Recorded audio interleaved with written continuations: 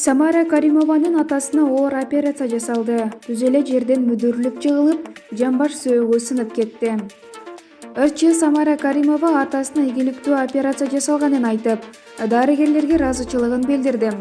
Бул тууралуу Каримованын соц тармактагы баракчасына жазылган маалыматка шилтеме берип, Барометр билдирет. Ата-энем бул дүйнөдөгү чоң бакытым байлыгым. Ата-энемдин көзүнөн дайыма кубаныч көргүм келет. Атакем 10 жылдан ашты ден соолугу менен күрөшкөнүнө.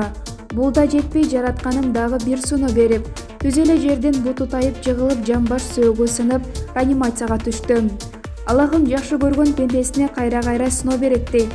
Атам Аллахымдын жакшы көргөн пендеси болсо керек. Азыр операцияга кирип кетти. Дуа кылып Кудайдан келе отурам.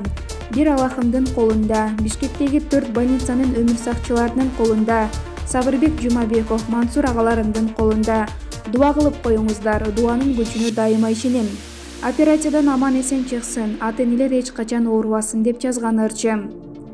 Кийинчерээк РЧ атасы операциядан аман эсен чыкканын айтып, кыйын учурда колдоп калуу тилектерин жазган күйөрмандарына рахматын айтты. Маалымат Барометр KG.